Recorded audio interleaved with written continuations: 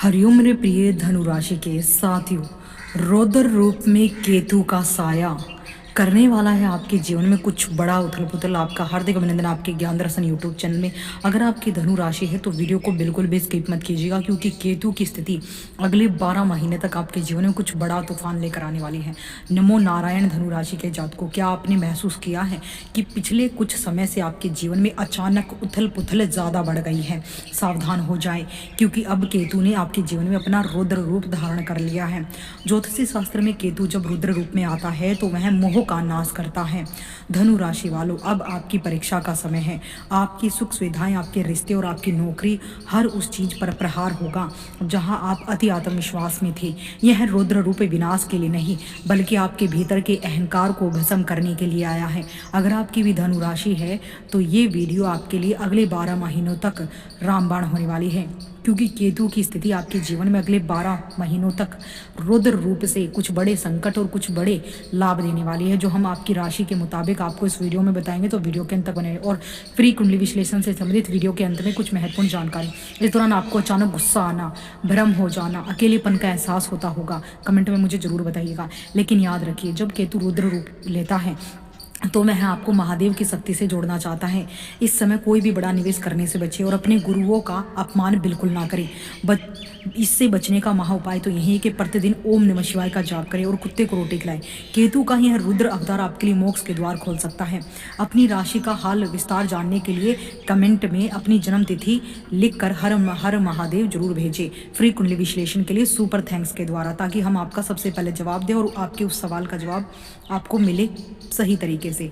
देखिए, धनु राशि के जातकों के लिए केतु का जो गोचर है अगले 12 महीने तक 2026 में, जनवरी से लेकर दिसंबर 2026 तक केतु महाराज आपके नवम भाव में गोचर करेंगे रुद्र रूप के साथ। भाग्य और धर्म का भाव होता है नवम भाव, और काल पुरुष की कुंडली में बृहस्पति इस भाव के स्वामी होते हैं। यह स्थिति और केतु का इस प्रकार का गोचर आपके जीवन में धार्मिक स्थलों की यात्रा का योग लेकर आएगा। आप लंबी लंबी यात्राएं, तीर्थ यात्राएं करेंगी। आपका मन धार्मिक स्थानों पर अधिक लगेगा। आप साधना, ध्यान, मेडिटेशन, प्राणायाम जैसी गतिविधियों के अपनाने की कोशिश करेंगे। आप धार्मिक स्थलों के साथ साथ धार्मिक पर्यटन की ओर भी अग्रसर हो सकते हैं। आपको पूजा पाठ बहुत पसंद आएगी। आप मंत्र जाप में बहुत लीन होंगे। इसके अतिरिक्त आप कई बार अकेला रहना पसंद करेंगे। हालांकि यह अवस्था अच्छी नहीं होती। अकेले रहने से आपको कुछ उदासीनता महसूस होगी, और ये पिछले कुछ समय से धनु राशि फेस भी कर रही है, जिसे दूर करने के लिए आपके परिजनों का साथ आपको प्राप्त करना चाहिए। कार्य क्षेत्र में उतार चढ़ाव की स्थिति आप कुछ समय से आपकी लाइफ में बनी हुई है और अगले 12 महीनों तक भी देखने को मिल सकती है। इस दौरान आपका कार्य क्षेत्र से तबादला होने के प्रबल योग बन सकते हैं, और कुछ लोगों का हो चुका है और कुछ लोगों का होने वाला है। जिन लोगों का हो चुका है वो कमेंट सेक्शन में मुझे जरूर बताएं। इसके साथ ही केतु जो है आपके भाग्य भाव में है, तो ये आपके लिए कुछ हद तक मैं कहूँगी काफ़ी सकारात्मक भी रहने वाले हैं। आपके लिए सिर्फ 30% ही परेशानियाँ क्रिएट करेंगे, लेकिन उसके बावजूद 70% आपके लिए बहुत ज़्यादा लाभकारी हैं, जिनके बारे में हम इस वीडियो में आपको बात करने वाले हैं।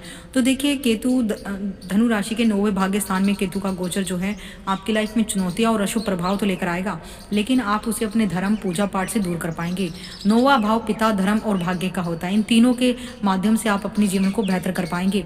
लंबी यात्राओं का तो होता ही है, इसलिए केतु यहाँ पर आपको लंबी यात्राएं कराएगा। इन्हीं क्षेत्रों में उथल पुथल भी आपको मचाने वाला है। भाग्य में अवरोध और विलंब। केतु एक छाया ग्रह है जो अचानक अदृश्य बाधाएं पैदा करता है। इस दौरान आपको महसूस हो सकता है कि बनते हुए काम आखिरी वक्त पर रुक जाते हैं। भाग्य का साथ कम मिलने के कारण आपको अपनी सफलता के लिए सामान्य से 2 गुनी मेहनत करनी पड़ सकती है, और वो भी आपको पूर्ण रूप से कभी कभी नहीं मिल पाती। 9वें भाव में केतु पिता के साथ संबंधों में तनाव भी उत्पन्न कर सकता है। 9वां भाव पिता का होता है। केतु यहाँ होने से पिता के साथ वैचारिक मतभेद बढ़ सकते हैं। उनके स्वास्थ्य को लेकर भी आपको चिंता बनी रह सकती है, या किसी कारणवश उनसे दूरी होने की संभावना इस समय ज़्यादा है, इसलिए अपने शब्दों पर थोड़ी लगाम रखें। धर्म और परंपराओं से मोह भंग। केतु अलगाव का कारक है। आप अपनी पारंपरिक परंपराओं, धार्मिक रीति रिवाजों के प्रति विद्रोही महसूस कर सकते हैं। कभी कभी व्यक्ति नास्तिक होने लगता है या फिर किसी गलत गुरु के प्रभाव में आकर भटक जाता है। कुछ लोगों के साथ ऐसी संभावनाएं ज्यादा हो रही होंगी। व्यर्थ की यात्राएं और धन हानि। इस गोचर के दौरान आपको ऐसी लंबी यात्राएं करनी पड़ सकती है जिनका कोई ठोस परिणाम ना निकले। यात्राओं के दौरान सामान चोरी होने, स्वास्थ्य बिगड़ने का डर रहता है, जिससे मानसिक आर्थिक तनाव बढ़ सकता है। मानसिक भ्रम और अनिर्णय। केतु यहाँ बैठकर आपको भ्रमित रखेगा। करियर हो या निजी जीवन, आप सही निर्णय लेने में खुद को जो है अनकंफर्टेबल महसूस करेंगे। छात्रों के साथ भी यही स्थिति बनी रहेगी। तो इस स्थिति से बचने के लिए अगले 12 महीनों महीनों तक आपको ये उपाय करने चाहिए। भगवान गणेश की पूजा, केतु के बुरे प्रभाव को शांत करने के लिए गणेश जी की नियमित आराधना करें और उन्हें ध्रुवाघास अर्पित करें। केसर का तिलक, माथे, नाभि और जीभ पर केसर का तिलक लगाना आपके गुरु धनु राशि के स्वामी को मजबूत करेगा, जिससे केतु के दोष कम होंगे। कुत्ते की सेवा, काले और सफेद रंग के आवारा कुत्तों को रोटी भोजन खिलाना केतु की शांति का सबसे उत्तम और रामबाण उपाय है।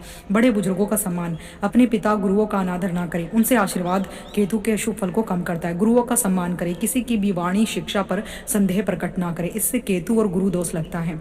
क्या आप अपनी कुंडली के अनुसार कुछ अन्य ग्रहों की स्थिति के बारे में जानना चाहते हैं तो सुपर थैंक्स के द्वारा हमें अपनी लिख भेजिए तमाम डिटेल्स।